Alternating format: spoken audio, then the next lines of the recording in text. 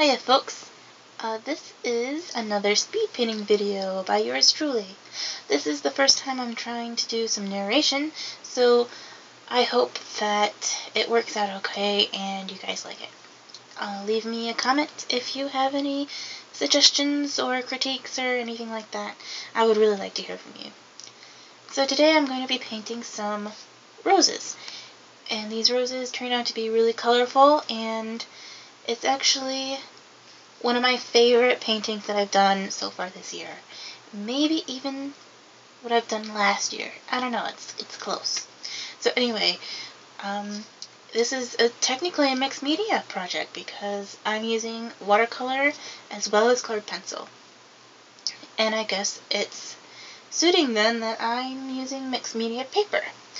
And this book here is probably 7 by 9 inches. I'm not sure, don't quote me on that. So it's a pretty small painting, but all the sweeter for it, I think. If this was a bigger painting, it wouldn't quite have its charm that it does. But anyway, these roses and the leaves are pretty colorful. I'm using a limited palette, pretty much just yellow ochre, ultramarine blue, and alizarin crimson, and sap green. And I may be using another red, a more warmer red, but I'm really not sure. I'm probably just mixing my alizarin crimson with the yellow a little bit before I put it on there. I don't think about colors when I'm painting, like the names of them. It's almost all instinct. There's no thinking going on when I'm painting. None whatsoever.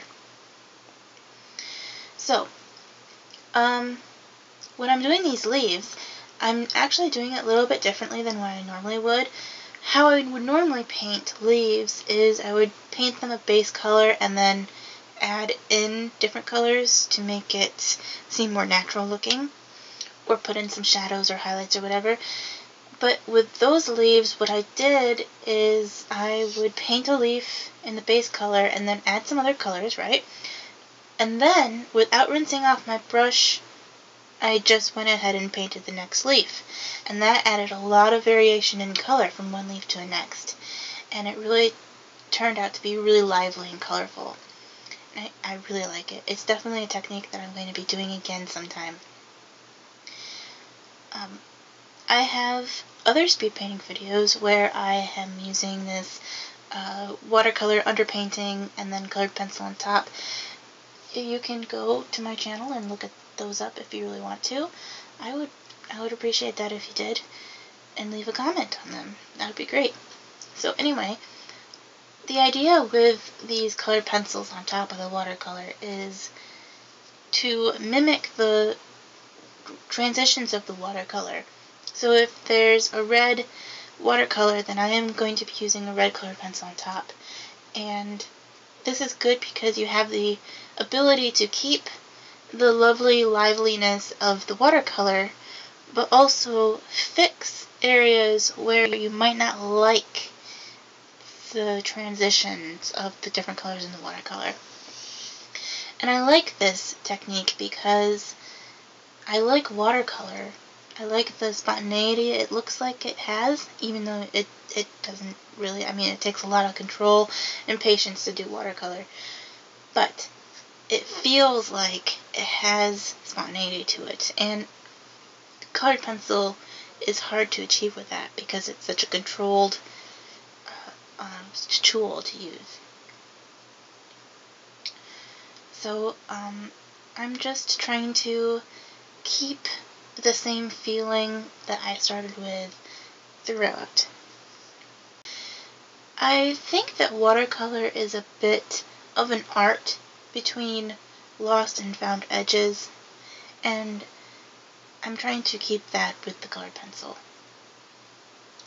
Okay, I'm just going to be putting colored pencil on these leaves for the next few minutes, so I think that I will be quiet until we get to the background and just let you watch.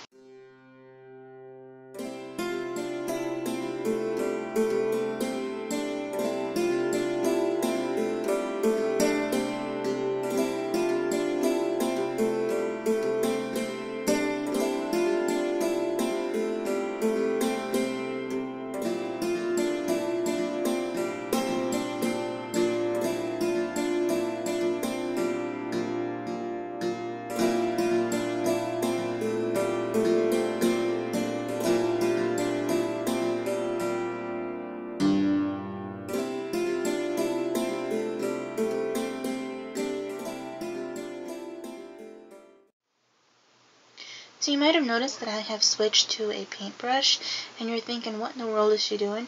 Well, what I'm doing is I'm using rubbing alcohol as a solvent to blend the colored pencil. And what that does is it dissolves the wax, which is the binder in the colored pencil, and allows the pigment to move around freely.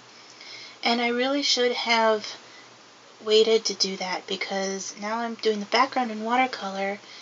The pigment of the colored pencil wants to move as well. And it actually works out okay. I managed to fix it, but I really should have waited to do it.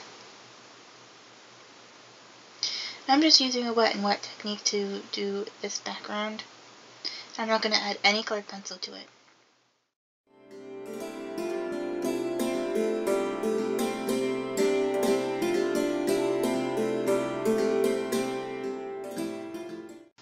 So that we skip some drying time, and now I'm adding a black outline to certain areas of these roses, and I'm being very loose and free with it. It's completely disjointed from the actual drawing behind it, and I think it really adds a certain flair to it. So that is it as far as this painting goes. I'm really glad that you stuck around this long to watch it, and I hope that you learned something from it. So thanks for watching.